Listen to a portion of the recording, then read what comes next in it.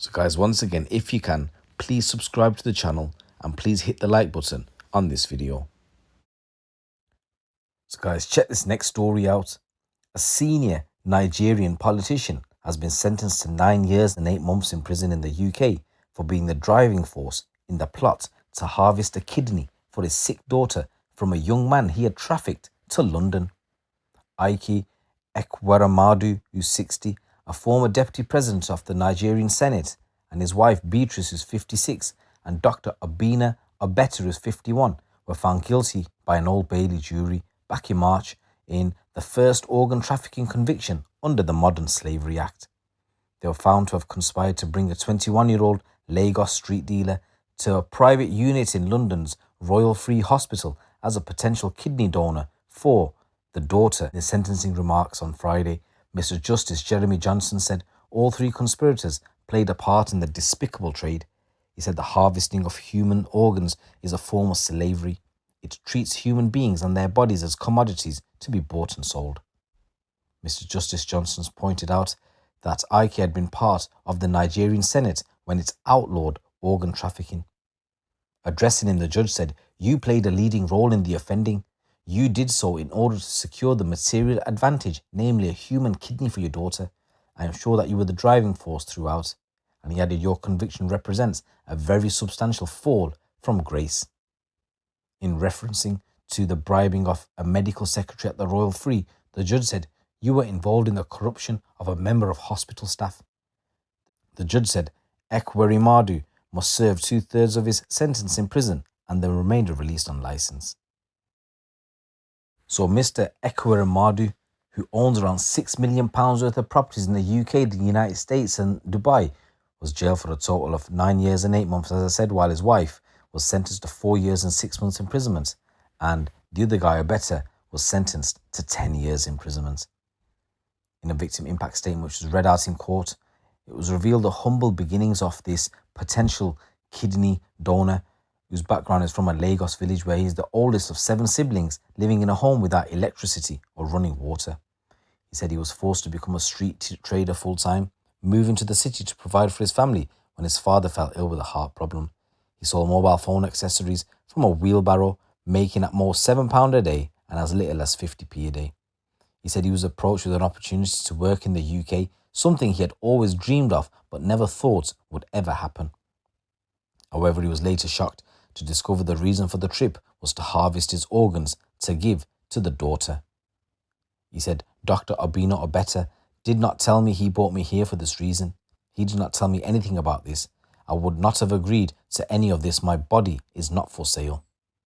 He added that he cannot return to Nigeria as this family were very dangerous and he was worried for his safety. He said someone had visited his father in Nigeria and asked him to get his son to drop the case. He said, "I worry for my safety in Nigeria. These people can do anything. I think they could arrest me or kill me in Nigeria." He told police he did not want to claim compensation from the bad people as it would be cursed and bad luck. A police officer carefully explained the meaning, reason and purpose of a compensation order to C. He immediately responded that he did not wish to entertain compensation. The officer says, quotes, "C spoke with moral conviction. Despite understanding the material benefit receiving compensation may have for him, he adamantly said he did not need or want anything from the bad people. He no longer wants them to have any involvement with him in any capacity, irrespective of the financial benefit he stood to make." C said that he wanted to put this entire ordeal behind him and move on with his life. He believes this to be the right and fair thing to do, end quotes. 2 days later, the officer spoke to C again. He remained, quotes, resolute with his decision regarding compensation and insisted he had not and did not wish to change his mind on the subject, end quotes. Of course, I respect C's views. In the circumstances, it is not appropriate to make a compensation order. He said, my plan now is to work and get an education and to play football. So Ekweremadu's legal team submitted 51 pages of character reference to support a lenient sentence for the husband and wife, including statements from the former president of Nigeria, Olusegun Obasanjo, the Speaker of the Nigerian House of Representatives and the Attorney General of Nigeria. So the court had previously heard how the victim was brought to the UK last year to provide a kidney for their daughter in an £80,000 private transplant operation at the Royal Free Hospital in London. While it is lawful to donate a kidney, it becomes criminal if there is a reward of money or other material advantage. They were arrested on the 25th of June last year, both husband and wife, as they arrived on a flight to Heathrow, stepping off a plane with $30,000. There was a fake document stating the victim and Sonia were biological cousins. Examination of the defendant's phones revealed a stream of messages detailing the progress of the failed organ transfer plan. The court heard the Ekweremadus were inspired to take the plot when their daughter became sick while studying for a master's degree in Newcastle University. Obeta, who acted as the middleman of the plan, was the former medical school classmate of Ekweremadu's brother and himself had undergone a kidney transplant at the Royal Free Hospital. As I said, his donor had came from the street markets of Lagos and knew the victim in the case. So guys, here's some footage with regards to the sentencing that took place. Senator Ike Ekweremadu and Dr Beatrice Ekweremadu, you can remain sitting for the moment. You have each been convicted of conspiracy to commit an offence of human trafficking. You brought a young man to London to exploit him. The exploitation was the proposed donation of a kidney for reward. The reward was to be the payment of money and a chance to work in the United Kingdom. People trafficking across international borders for the harvesting of human organs is a form of slavery. It treats human beings and their body parts as commodities to be bought and sold. It is a trade that preys on poverty and misery and desperation. The evidence shows that those who are impoverished, often living in multi-dimensional poverty, desperate for a better life, and ignorant of the true risks, are sometimes willing to donate their organs for money or the chance to work in the UK. Significant risks attached to such donation without proper aftercare. You each played a part in that despicable trade. You, Obinna Obeta, underwent a kidney transplant at the Royal Free Hospital in London in 2021. You said that you and your donor were cousins. That was a lie. The clinicians at the Royal Free and the independent assessors at the Human Tissue Authority were taken in by your lie. They believed that the donor was acting altruistically as a good Samaritan. The transplant went ahead. There is no evidence that the donor has been given the necessary aftercare. It is not necessary for me to make a finding as to whether you exploited the donor.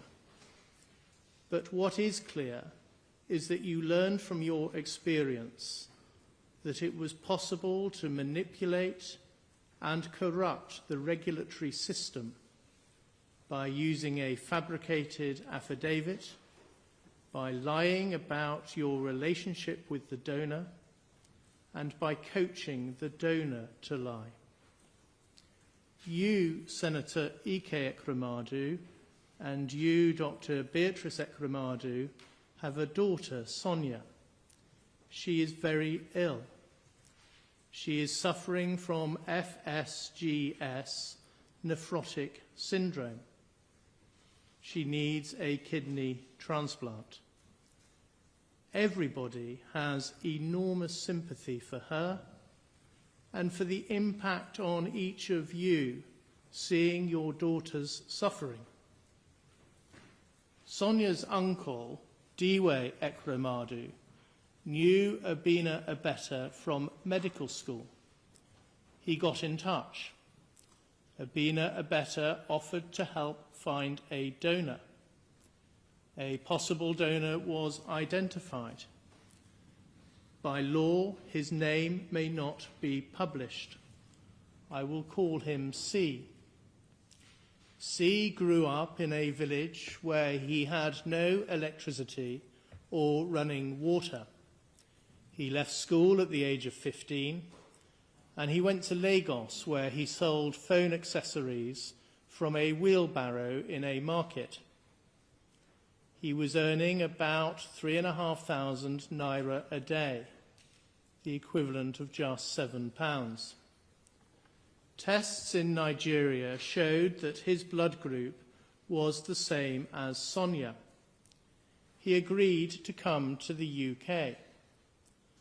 I am sure that he did not at any point agree to donate a kidney to Sonia altruistically. There was no reason why he should do so. He was not related to your family. He did not know Sonia or any other member of your family.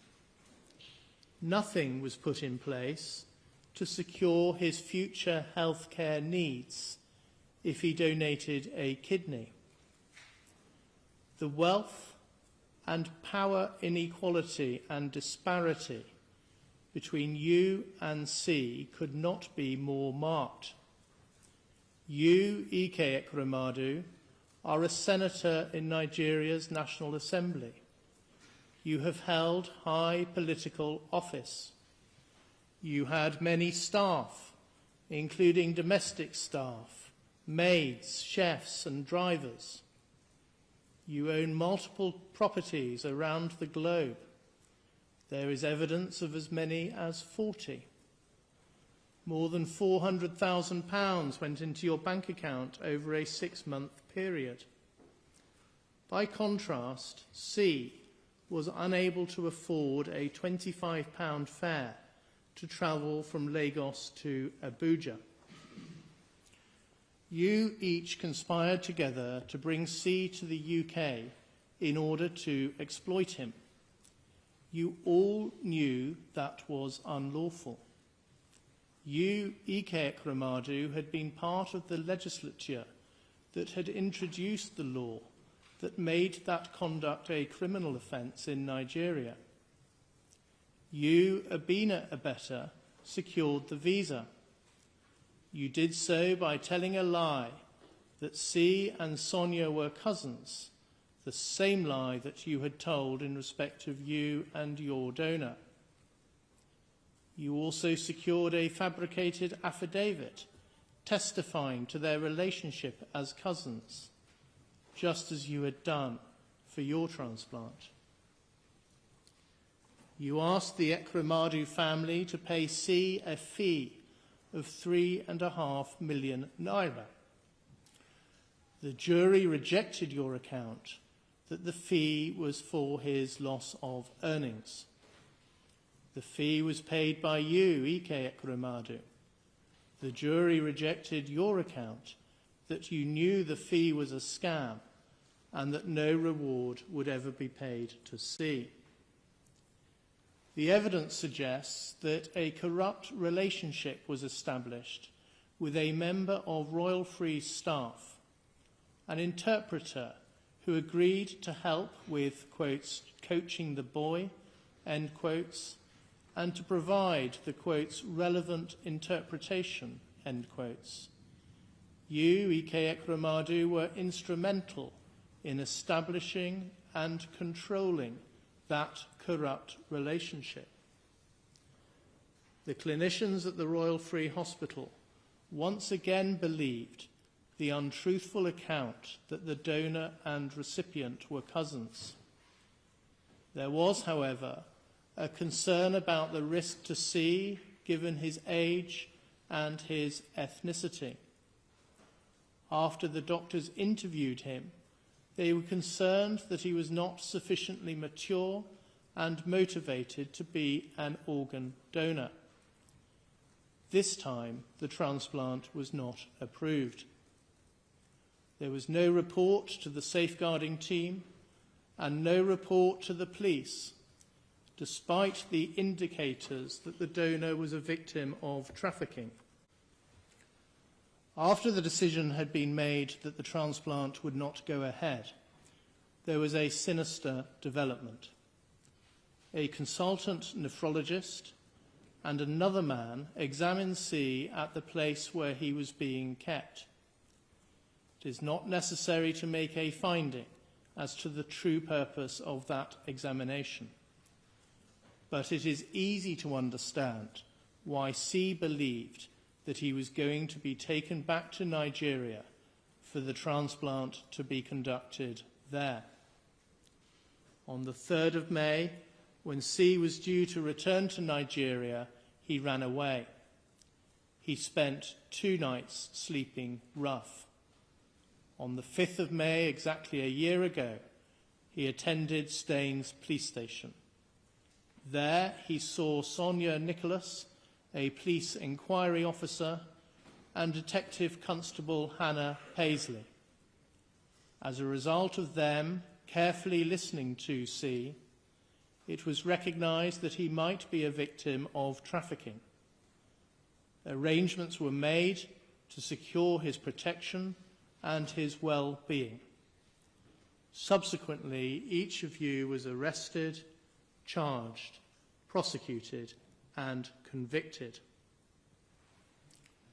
C suffered a loss of his personal autonomy because you kept his passport and exercised control over his movements and his basic human needs. He was put in fear that he would be subject to the forced removal of his kidney without any appropriate aftercare.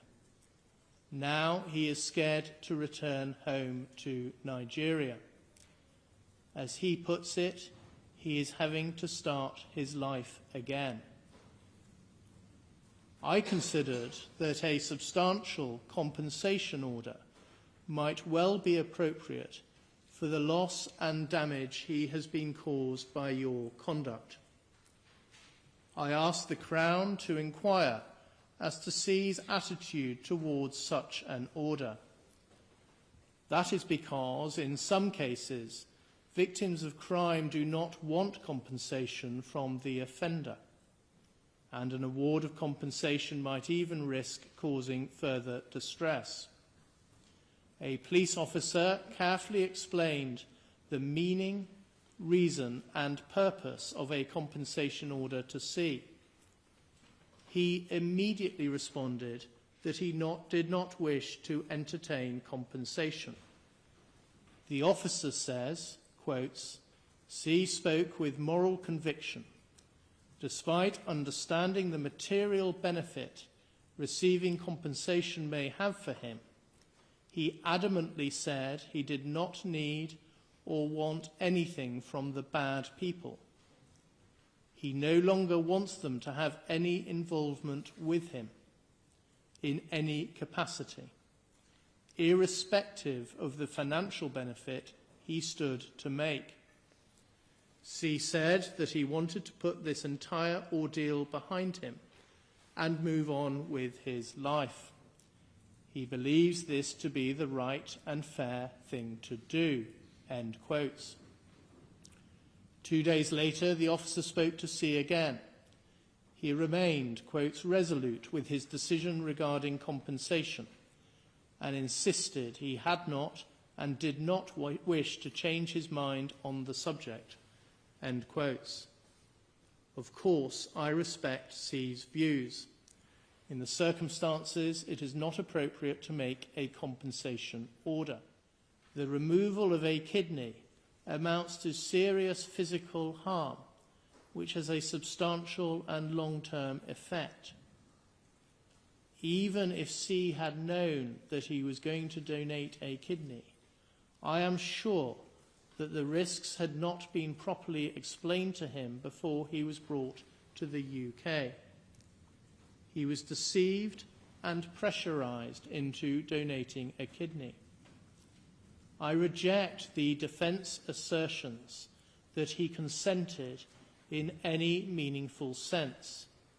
I am sure that he did not. Obinna Obeta, stand up, please. There are aggravating features in your case.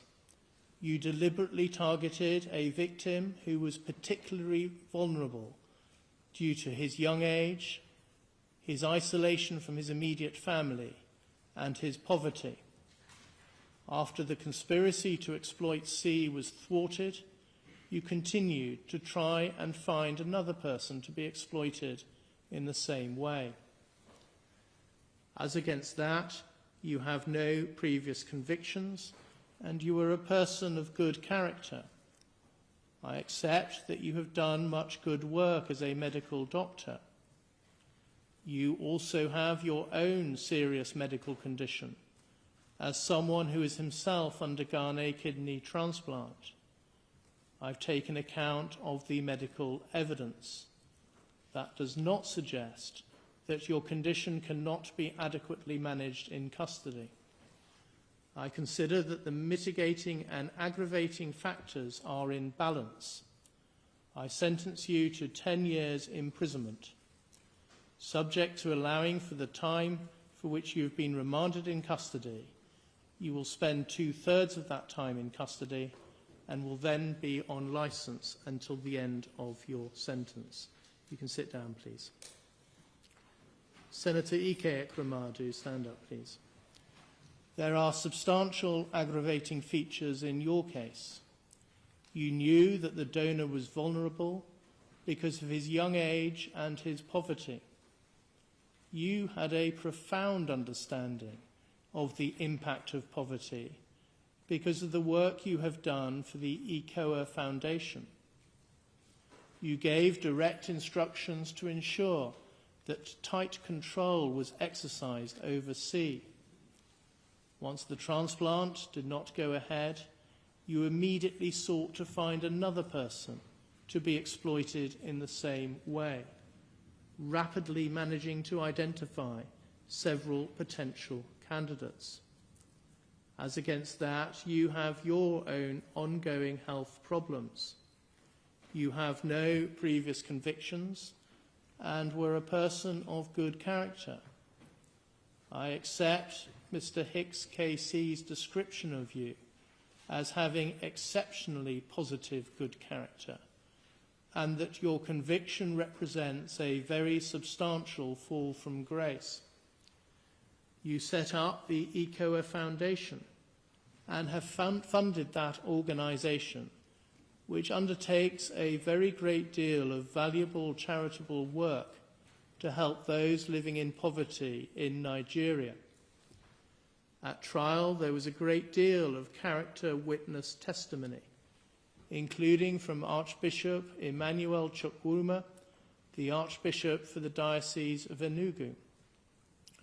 I have been provided with a bundle of 51 pages of character statements for the purpose of sentencing. I have read all of them. They include statements from a former president of Nigeria, the current president of the Senate, the Bishop of Enugu, the Attorney General and the Chief Law Officer of Nigeria, and the Speaker of the House of Representatives. That evidence speaks to your role in helping to establish and maintain democracy in Nigeria, and also as an international peacemaker.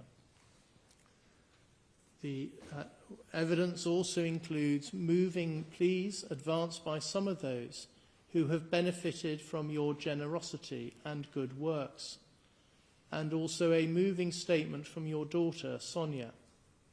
I take all of that into account. It amounts to substantial mitigation. You were motivated by the despair of your daughter's very serious illness. The weight to be attached to that factor is limited by reason of the fact that, as you recognized in your evidence, you could have sought a genuinely altruistic donation, including from a family member, albeit not Sonia's immediate siblings. After taking account of the aggravating and mitigating factors in your case, I impose a sentence of 9 years and 8 months imprisonment.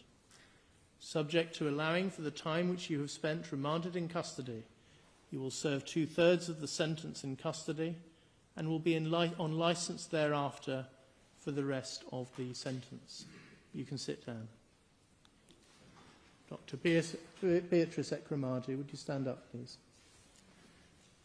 In your case, I adopt a starting point of 6 years custody. I do not consider that the aggravating factors that are present in the case of your co-defendants apply to you. You were not directly involved in the identification of the donor, and the evidence does not show that you were directly involved in the attempts to identify a further donor after the transplant did not go ahead.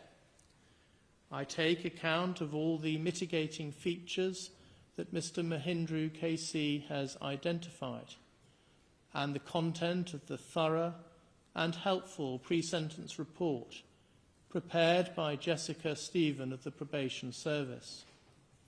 You are a person of good character. You helped set up the ECOA Foundation with your husband, and you have been closely involved with its important charitable work. Much of the character evidence I have read applies also to you. You were also motivated by the desperate plight of your daughter and by maternal love. Further, in your case, I accept that although Sonia is an adult, you have substantial caring responsibilities towards her.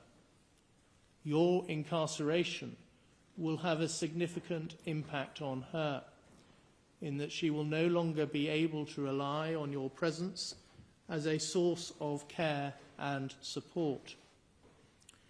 Having regard to those factors, I impose a sentence of 4 years and 6 months imprisonment. You have spent 234 days on an electronically monitored curfew between 9 p.m. and 7 a.m. I specify that the credit period for the purposes of Section 240A of the Criminal Justice Act 2003 is 117 days. So that period shall count towards your sentence. So guys, what do you think to that? I found that a fascinating watch, and the fact that the lad who went through this ordeal didn't even want any compensation.